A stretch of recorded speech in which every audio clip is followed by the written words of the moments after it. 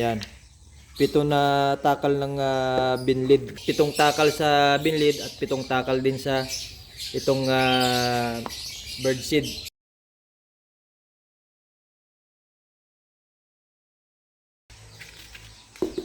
Hello mga gayam, for today's video gagawa ako ng food mix patoka para sa mga alagang lovebird ngayong umaga.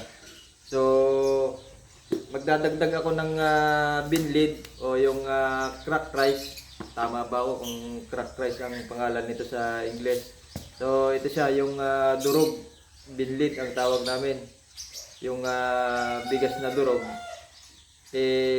gagawan ko ng paraan in such a way na maihalo ko sa birdseed na typical na kinakain ng ating lovebird. Birdseed, yung ordinary na mixed birdseed lang to.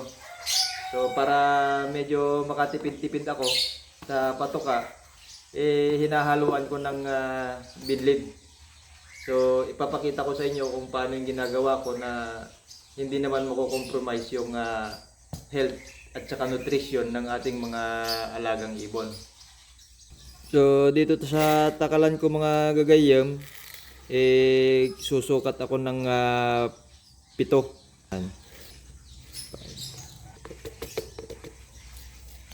Yan. 7 na takal ng binlid mga gayam. So para sa mga hindi nakakaalam ng binlid, ito yung cracked rice. Nakukuha ito sa kunuhan at nabibili rin sa mga tindahan ng bigas. Ito yung binlid kanina mga gayam. So hugasan ko lang ito dahil medyo luma na itong nakuha kong supply, matagal na sa akin. At kailangan ko lang hugasan para maalis yung ibang impurities gaya nung darak. Pinalaidan ko lang kasi ito at may mga kasama pang rice shell, kailangan matanggal yon kahit pa paano mabawasan. So hinuhugasan ko ito ng 2 hanggang 3 beses, depende kung marami pang mga, yung sabi ko nga, yung impurities, yung balat ng palay. Mayroon pa, kaya dito sa ganap na ito 3 beses kong huhugasan. Okay. Ngayon wala nang lumulutang-lutang, lalagyan ko lang ulit ng tubig para ibabad. So binababad ko ang binlid na ito mga gayam, 20 hanggang 30 minutes para makasipsip pa siya ng tubig. Kasi yung binlid dry na dry, napansin ko hindi masyadong kinakain ng mga alagang ibon. Kaya naisipan ko na palambutin muna ng konti. Kung nagmamadali ka naman, pwede na yung 10 to 15 minutes. Pero mas preferable ko na 20 hanggang 30 minutes. Siyempre, makukuha ko yung oras na yun habang naglilinis ako at naglalagay ng tubig sa mga alagang ibon. Takes time naman pag nagpapakain ng alaga, hindi naman kailangan magmadali. Kaya maganda yung pagkakababad ko ng binlid, lumalambot talaga siya. In that way, nakakain, nasisimot ng ibon yung binlid.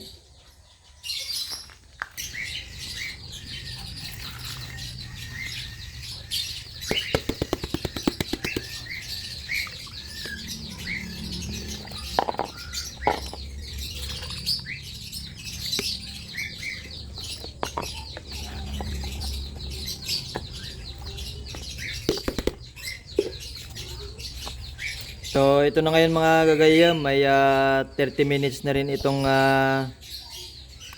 nababad. So titingnan ninyo, malambot na siya. Talagang malambot na.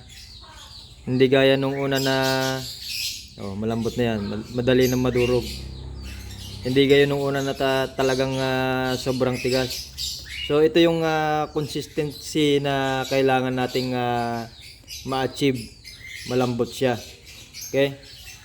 So, konting drain lang. Hindi ko siya yung drain na totally na halos sa matuyo na. Hindi. So, ang gagawin ko ngayon, magmimix na ako ng kanilang pagkain. Yung takal nito, 7 na takal. So, dito, mas konti na siya. 5 takal na lang. 1, 5. O, pwede rin gawing 50-50. 7 takal sa binlid at 7 takal din sa itong birdseed. Basa siya, basa.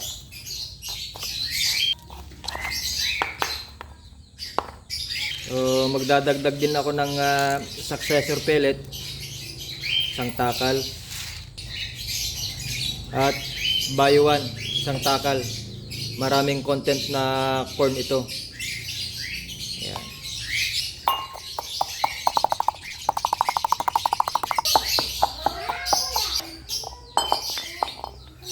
So, dinurog ko yung pellet na maging ganito yung kanyang form. Okay na yan. Ngayon, 1 takal.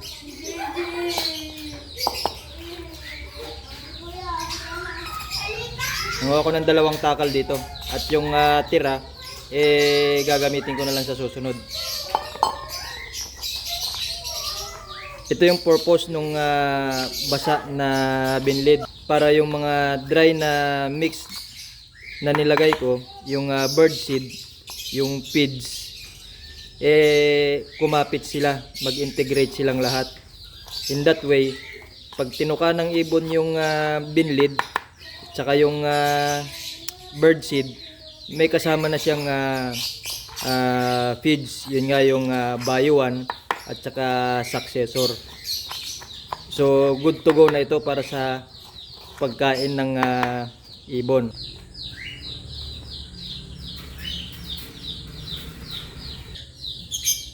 So ito yung patoka ko mga gayam.